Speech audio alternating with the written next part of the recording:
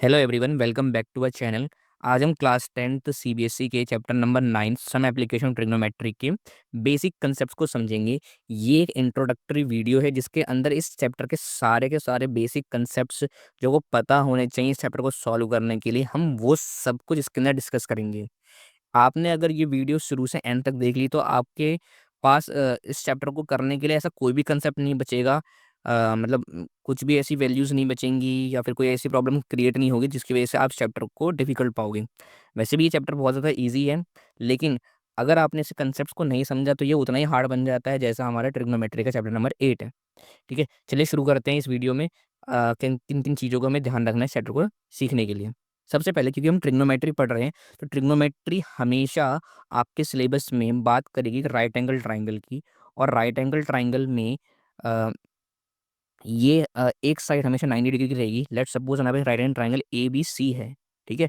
तो पिछले वाले चैप्टर से इस वाले चैप्टर में एक डिफरेंस क्या है कि आपको ना ट्रिग्नोमेट्री की जो वो फ़ॉर्मूले और टेबल सिखाई गई थी, यानी आपने सीखी थी उसके अंदर क्या रेशियोज़ सीखे थे और आपने टेबल सीखी ट्रिग्नोमेट्री की, उसका प्रैक्टिकल लाइफ़ में इम्प्लीकेशन कैसे है? इन्हीं 2 चीज़ों के ऊपर पूरा चैप्टर रिवॉल्व होगा। पर इसको अप्लाई कैसे करना है प्रैक्टिकल लाइफ़ में वो हम सीखेंगे। इसे अप्लाई करने के लिए आपको 2 नए कांसेप्ट सीखने हैं। वो 2 नए कांसेप्ट क्या हैं? वो 2 नए कांसेप्ट्स हैं, पहला है एंगल ऑफ एलिवेशन और दूसरा जो है, वो है एंगल ऑफ डिप्रेशन, ठीक है? अब बहुत ही सिंपल भाषा में मैं कहूँ, तो लेट्स सपोज़ कि बहुत ही सिंपल भाषा में लेट्स सपोज़ ये आपकी आई है, ठीक? ये आपकी आई और ये जब नॉर्मल खड़े होते हो, तो आपकी आइज़ क्या है, सीधा देख रही होती है सामने किसी ऑब्जेक्ट को, ठीक है? कोई भी ऑब्जेक्ट अगर रखा हुआ है तो। ठीक? अब ध्यान रखना कि आपकी आइज़ जो होती हैं वो आपकी हेड के पास होती हैं, यानी बॉडी लेवल से ऊपर होती हैं, ठीक है? तो जब आप अपनी बॉडी लेवल से आपकी आँखें जब भी बॉडी लेवल से ऊपर किसी चीज़ को देखती हैं, ठीक है? किसी भी ऑब्जेक्ट को देखती हैं जो आपकी बॉडी लेवल से ऊपर है, तो आपका आपकी आइज़ क्या बना रही है एंगल ऑफ एलिवेशन। तो ये जो एंगल बना है ऊपर देखने का, आप कह सकते हो ऊपर देखने का एंगल वो कहलाता है एंगल ऑफ एलिवेशन, ठीक? ऐसे ही जब आपकी आइज़ किसी नॉर्मल ऑब्जेक्ट को जो नीचे रखी हुई है, ठीक है? लेट्स सपोज़ कि आपकी कोई बुक कॉपी फ्लोर पे पड़ी हुई है, तो आप क्या करते हैं अपनी आँखों से उसको नीचे देखते हैं। जब भी आपकी आँखें नीचे देखेंगी तो क्या बनाएँगी angle of depression. I hope आपको ये एंगल ऑफ एलिवेशन और एंगल ऑफ डिप्रेशन की बात समझ में आई होगी, ठीक है? बात करते हैं किसके ऊपर हमने स्टार्टिंग में ट्रायंगल लिया था हमने कौन-सा? एबीसी, ठीक है? ये है ट्रायंगल एबीसी और लास्ट चैप्टर हम पढ़ के भी आए हुए हैं कि ट्रायंगल एबीसी एक राइट एंगल ट्रायंगल हमेशा ऑलवेज़ गिवन ही होगा। तो राइट एंगल यहाँ पे कहीं गिवन है, ठीक है?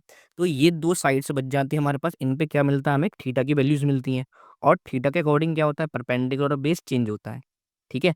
तो ये तो हमारे पुराने चैप्टर में था। इस चैप्टर में क्या हम पढ़ेंगे, इसमें हम ना इसी चीज़ को ये जो थीटा की वैल्यूज़ गिवन है, इसी चीज़ को प्रैक्टिकली इम्प्लाई करेंगे, ठीक है? अब देखो हुआ क्या, आपको एक वर्ड प्रॉब्लम गिवन होगी, वर्ड प्रॉब्लम। उस वर्ड प्रॉब्लम के अंदर क्या बोला गया होगा कि एक बिल्डिंग है या एक टावर है, ठीक है? उसको आप किसी डिस्टेंस से देख रहे हो, ठीक है? फॉर एग्ज़ाम्पल के लिए आपके पास एक टावर मान लेते हैं, ठीक है? एक टावर है ये रहा, ठीक? उस टावर को ना आप ग्राउंड लेवल पे इस ए पॉइंट से देख रहे हो। तो जब आप ए पॉइंट से आप किसको देखोगे? आप टावर के टॉप को देख रहे हो। किसको देख रहे हो? टावर के टॉप को। तो वो एक बार मुझे बताओ, जब आप ग्राउंड लेवल से किसी भी चीज़ को ऊपर देख रहे हो, तो आपकी आँखें क्या बनाएँगी? एंगल ऑफ एलिवेशन यानी ऊपर देखने के लिए आप क्या बनाओगे? एंगल ऑफ एलिवेशन बनाओगे। तो एंगल ऑफ एलिवेशन उसने क्वेश्चन में दे दिया कि वो 30 डिग्री का है, ठीक है? और बोल दिया क्या ना कि आपकी ना टावर से दूरी 100 मीटर्स की है, कितने की है? 100 मीटर्स की। तो क्या आप टावर की हाइट निकाल सकते हो इस वैल्यूज़ से? जी हाँ, ये चैप्टर जो आपको इसी चीज़ के लिए दिया गया है ताकि आप प्रैक्टिकली इन चीज़ों को इस्तेमाल करना सीख जाओ, ठीक है? जैसे आपको क्या लगता है कि जो बुर्ज खलीफा जो बिल्डिंग बनी हुई है, ठीक है? माउंट एवरेस्ट जो है, ठीक है? क्या उनको कोई नापने कोई इंच टेप वगैरह से नापने गया है कोई? कोई स्केल है क्या उसे नापने के लिए? नहीं, वो ट्रिग्नोमेट्री की इन्हीं रेशियोज़ का इस्तेमाल करके निकाली गई हैं, इन्हीं चीज़ों की इस्तेमाल करके आप उन सारी वैल्यूज़ को निकाल सकते हो, ठीक है? तो कैसे निकालेंगे भई?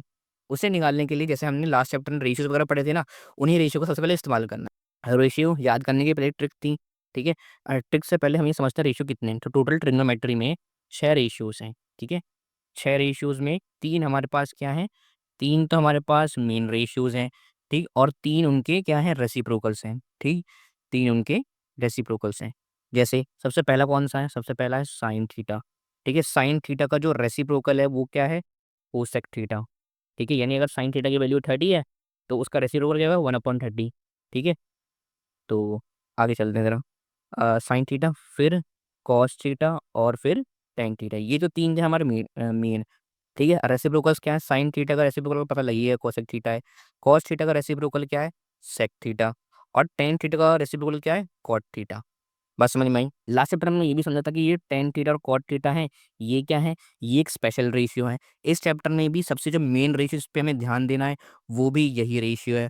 और मोर स्पेसिफिक हो जाऊं मैं, तो ये टेन थीटा है ना, इस चैप्टर की ये जान है, हमें इसके ऊपर ही ज़्यादा फोकस करना है, ठीक है। हालांकि साइन थीटा और कोसेक थीटा ये सब भी काम आएंगे, लेकिन ज़्यादातर क्वेश्चन जो होंगे टेन थीटा के ऊपर या कॉट थीटा के ऊपर बेस्ड होंगे, ठीक है। तो रेशियोज कैसे याद करने, इनके रेशियोज भी मैं लास्ट चैप्टर में कवर करे थे, रिवाइज करते हैं उनको ज़रा। मैंने एक ट्रिक बता दी, पंडित बद्री प्रसाद हर हर बोले, ठीक है। तो ये क्या थी, एक फनी सी ट्रिक थी, आप इसकी हेल्प से इजीली आप क्या याद कर सकते हो, रेशियोज याद कर सकते हो, ठीक है। अच्छा, लेकिन ये रेशियोज किस किस चीज़ के हैं ये भी तो ध्यान, पहला रेशियो साइन थीटा का, अगला रेशियो किसका, कॉस थीटा का, लास्ट रेशियो किसका, टेन थीटा, ये तीन मेन रेशियोज होते हैं। अब इनका रिवर्स, साइन थीटा का रिवर्स क्या होता है भाई, कोसेक थीटा, अभी पढ़ा आपने, ठीक। अच्छा, और फिर अगला कौन सा है, कॉस थीटा, कॉस थीटा का रिवर्स क्या है, सेक थीटा। सेम ऐसे ही टेन थीटा का रिवर्स क्या होता है, कॉट थीटा होता है, ठीक है भैया जी।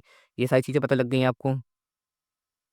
अच्छा, तो अब अगर मैं इसको एक टेबल में बंद कर दूँ तो आपके पास एक बहुत ही अच्छी सी प्यारी सी टेबल बन जाएगी, जो आपको ये बता रही है कि किस रेशियो, मतलब किस ट्रिग्नोमेट्रिक फंक्शन का कौन सा रेशियो है, ठीक है। तो जब भी आपसे ये क्वेश्चन पूछा जाए कि भाई साइन थीटा का रेशियो बताओ और कॉस थीटा का रेशियो बताओ, तो आप इस टेबल को ज़रूर रेफर करना, अपनी कॉपी में बना लो इसको, ठीक है, या स्क्रीनशॉट ले लो, ठीक है। तो रेशियो समझ में आ गया। चलो भाई, तो रेशियोज़ तो हमने एक टॉपिक तो रिवाइज़ कर लिया जी भाई, भैया हमें अब रेशियोज़ अच्छी तरह समझ में आ गए। बात किसकी रह गई अब, टेबल की। टेबल कौन सी भाई, ट्रिग्नोमेट्री में कौन सी टेबल है? ट्रिग्नोमेट्री में याद करो, टेबल है ट्रिग्नोमेट्रिक टेबल, ठीक है। तो मैं ज़रा फॉर्मेट बना लेता हूँ और उस फॉर्मेट से हम अभी ट्रिग्नोमेट्री टेबल को समझते हैं कैसे करना है, ठीक है। हाँ जी, तो ये है हमारा ट्रिग्नोमेट्री का फॉर्मेट, ट्रिग्नोमेट्री टेबल का फॉर्मेट, ठीक है। आपकी बुक के अंदर भी कुछ इसी तरह का फॉर्मेट होगा, लेकिन उसके अंदर वैल्यूज़ होंगी। मैं वो वैल्यूज़ बता रहा हूँ आपको याद कैसे करनी है। देखो, याद करना हम सबकी प्रॉब्लम है, याद हमसे जल्दी होगा नहीं, ठीक है। और अगर कोई बहुत ही अच्छा स्टूडेंट होगा ना, जो सही में इस चैप्टर को बहुत अच्छे से समझता होगा, जिसको ट्रिग्नोमेट्री समझ में आ गई, उसने उसे याद नहीं करा, उसने पता क्या करा होगा, उसने बहुत अच्छी तरह से प्रैक्टिस करी हुई क्वेश्चंस की, ठीक है। अब प्रैक्टिस करने से भी, प्रैक्टिस करना तो भाई सब किसी को अच्छा लगता नहीं, ठीक है।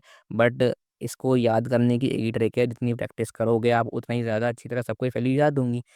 इसका एक सब्स्टिट्यूट क्या है कि अगर वो वैल्यू याद भी नहीं हो रही है, प्रैक्टिस भी करने में दिक्कत आ रही है, छोटी सी ट्रिक है सारी वैल्यूज़ को याद करने का, या भी सबको मेमोराइज़ करने का, या आप कह सकते हो उसको लॉन्ग टाइम तक अपने माइंड में रखने का, ठीक है। स्टेप्स हैं इसके, वैल्यूज़ आती कैसे हैं, बहुत कन्फ्यूज़ करती हैं। मेरे को भी बहुत कन्फ्यूज़ करी थी, तो मैंने अ ये ट्रिक बुक में पढ़ी थी, ठीक है। अच्छा देखो, रेशियोज़ की सारी वैल्यूज़ निकालने के लिए, क्योंकि हमें मालूम है 6 रेशियोज़ हैं, यानी साइन, कॉस, टैन, कोसेक, सेक, कॉट, ये सारी वैल्यूज़ की हमें वैल्यूज़ याद होनी चाहिए, ठीक है।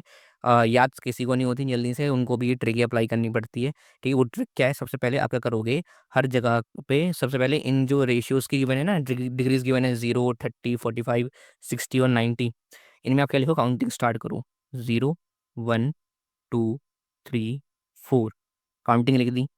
नेक्स्ट स्टेप, हर एक काउंटिंग को डिवाइड कर दो किससे, 4 से, ठीक है। चलो जी, 4 से डिवाइड भी कर दिया। अब डिवाइड करने के बाद जो भी हमारे पास वैल्यूज़ आएँगी, उन पे क्या लगाना है, स्क्वायर रूट लगाना है। क्या लगाना है, स्क्वायर रूट, ठीक है। अच्छा जी, चलो तो सबसे पहले हम क्या करते हैं, सबसे पहले हम क्या करेंगे, देखो ज़रा ध्यान से देखो यहाँ पे, ये क्या है, 0/4, तो आप सबसे पहले डिवाइड करो 0 और 4 को, तो 0 और 4 को डिवाइड करो, क्या आएगा, 0 ही आएगा, ठीक है। तो अब जब 0 को 4 से डिवाइड करो 0 आएगा, तो 0 का अंडर रूट क्या आएगा, वो भी 0, ठीक। नेक्स्ट, ये 30 वाली जो वैल्यू है, 30 वाली वैल्यू में वन और फोर, देखो वन के ऊपर भी अंडर रूट अलग है और फोर के ऊपर भी अंडर रूट अलग कर लेते हैं। वन का अंडर रूट क्या होता है, वन, और फोर का अंडर रूट क्या होता है, टू स्क्वायर रूट। ठीक है, ऐसे ही सबसे पहले टू और फोर को डिवाइड करके देखेंगे, टू और फोर डिवाइड हो जाएंगे, टू वन जा टू, टू टू जा फोर। तो अब वन के ऊपर अंडर तो अब वन के ऊपर अंडर रूट है और टू के ऊपर अंडर रूट है। वन का अंडर रूट वन होता है, टू का अंडर रूट हमें नहीं मालूम, पॉइंट में आता है, इसलिए हम वन अपॉन टू ही लिखेंगे। ठीक है, फिर root three upon four, root three upon four, ये root three, sorry under root three upon four. Under root three upon four में अंडर रूट थ्री के ऊपर अलग कर लो और फोर के ऊपर अलग कर लो, क्योंकि थ्री और फोर अलग अलग टेबल में आते हैं, डिवाइड ही नहीं हो रहे, तो इसलिए मैंने अंडर रूट अलग कर लिया। रूट थ्री का अंडर रूट, सॉरी थ्री का अंडर रूट मुझे नहीं मालूम, तो मैं अंडर रूट थ्री ही लिखूंगा। फोर का अंडर रूट मुझे मालूम है, मैं क्या लिखूंगा, टू लिख दूंगा।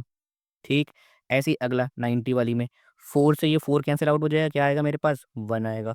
वन का अंडर रूट सॉल्व करो, वन का अंडर रूट क्या होता है, वन। ठीक है, तो बहुत ही ध्यान से समझने वाली बात क्या है कि ये जो वैल्यूज आई ना मेरे पास, ये जो सॉल्व करने के बाद ये वैल्यू आई है मेरे पास साइन थीटा की, किसकी वैल्यू आई, साइन, फर्स्ट फंक्शन।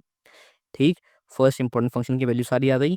तो अगर आप टेबल में चेक करोगे बुक की, तो साइन जीरो की वैल्यू जीरो है, साइन थर्टी की वैल्यू वन अपॉइंट टू है, sine forty five one upon root two, sine sixty root three upon two और साइन नाइन्टी वन। ठीक है, अब अगली जो मेन वैल्यू है वो कौन सी हमारी अगली मेन वैल्यू है, अगली मेन वैल्यू है हमारे पास कॉस थीटा की। ठीक, अब वो कॉस थीटा की जो वैल्यूज होंगी ना, वो साइन थीटा की जितनी वैल्यूज है उसको इंटरचेंज कर दो। इंटरचेंज करने का मतलब, तो सबसे आखिरी लिखा को सबसे पहले लिख दो, वन, फिर रूट थ्री अपॉन टू, फिर वन अपॉन रूट टू, फिर वन अपॉन टू, फिर लास्ट में जीरो। अच्छा, एक कंसेप्ट समझ लो जरा ध्यान से, क्या, देखो कंसेप्ट समझो क्या, कि अगर कोई भी फ्रैक्शन है वो न्यूमरेटर अपॉन डिनोमिनेटर में होता है, अगर न्यूमरेटर पे जीरो है और डिनोमिनेटर में कोई भी वैल्यू है तो आंसर हमेशा जीरो आता है। अच्छा, न्यूमरेटर अपॉन डिनोमिनेटर एक फंक्शन और है।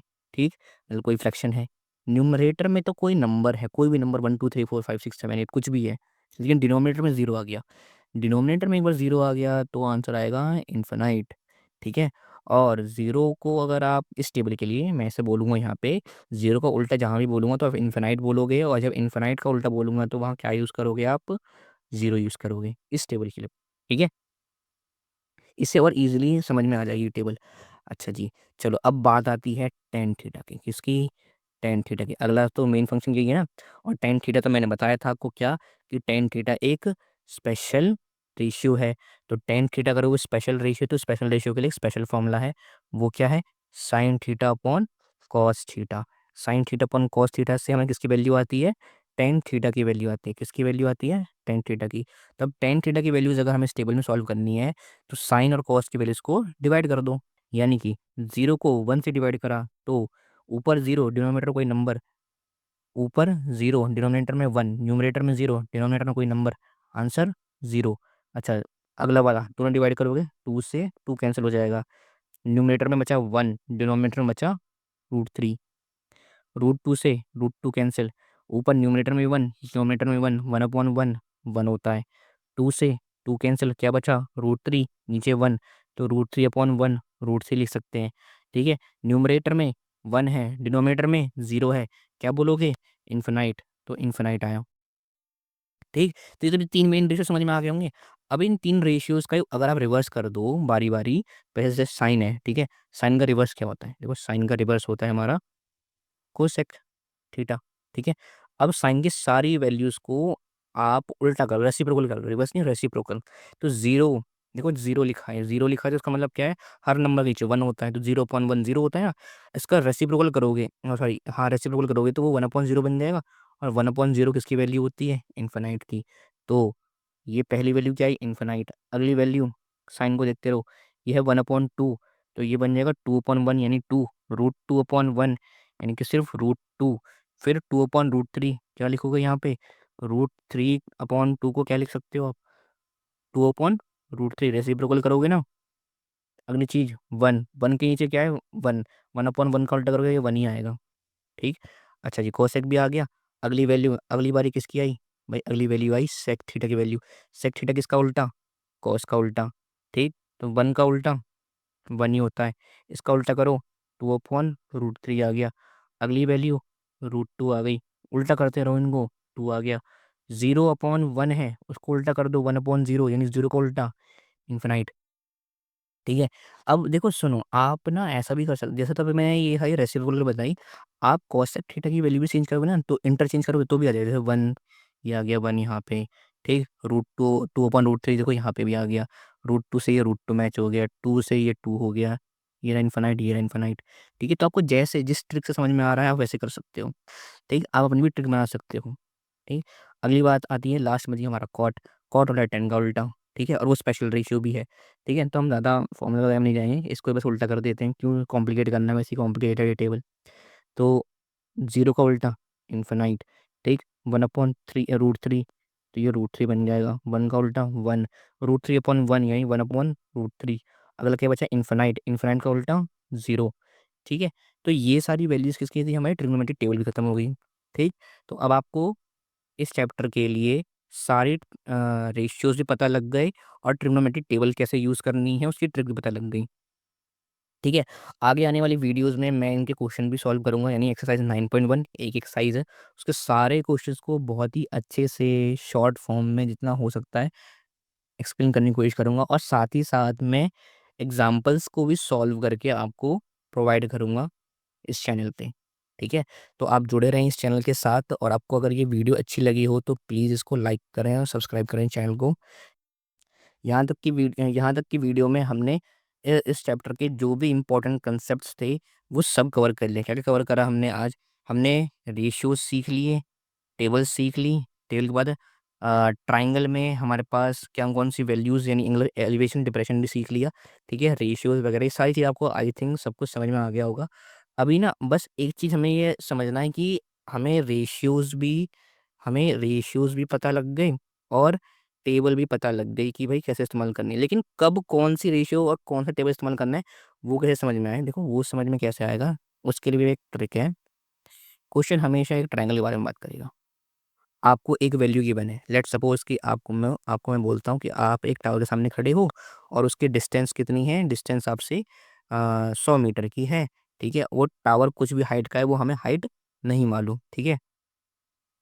उस टावर की जो टॉप पॉइंट को देखने का जो एंगल ऑफ एलिवेशन है आपका, वो 45 डिग्री है। कितना है? 45 डिग्री। ठीक है?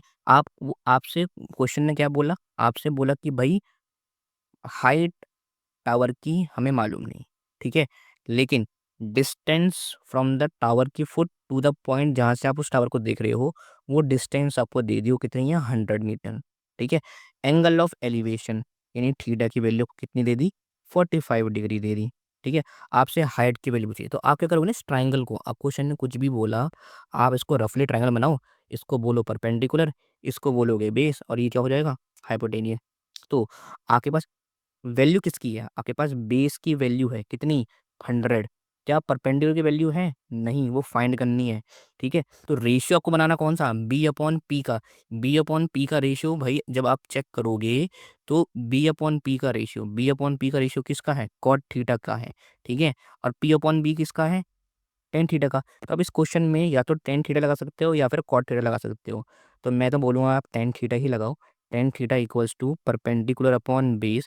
इसमें थीटा की वैल्यू कितनी दी है क्वेश्चन ने? थीटा की वैल्यू 45। तो टेन 45 इक्वल्स टू परपेंडिकुलर की वैल्यू जी नहीं पता। बेस की वैल्यू हमें दी थी 100। ठीक? अब 1045 ये क्या करें? तो 1045 के लिए टेबल चेक करो। भाई 1045 की वैल्यू कितनी है भाई? 10, 45 की वैल्यू 1 है। तो आप जहाँ पे 1045 लिखा है वहाँ क्या डाल दोगे? 1 इक्वल्स टू परपेंडिकुलर अपॉन 100। 100 की मल्टीप्लाई 1 से होने गई, तो क्या बन के आया वो? 100 इक्वल्स टू परपेंडिकुलर, यानी कि परपेंडिकुलर क्या था आपके डायग्राम में? परपेंडिकुलर था आपका AB की हाइट। तो आप कह सकते हो कि AB की वैल्यू क्या है? AB की वैल्यू 100 मीटर्स है। बात समझ में आ गई?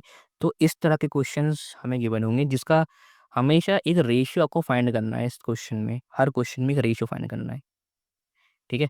तो सारे कंसेप्ट्स हम कवर कर चुके हैं। सारे के सारे कंसेप्ट आई होप आपको समझ में आए होंगे। ठीक है? नेक्स्ट वीडियो में हम आगे भी डिस्कस करेंगे इस चैप्टर के बारे में, सारे एग्जांपल्स और सारे कोशिश करेंगे। तब तक के लिए take care and keep learning, keep sharing. Thank you for watching.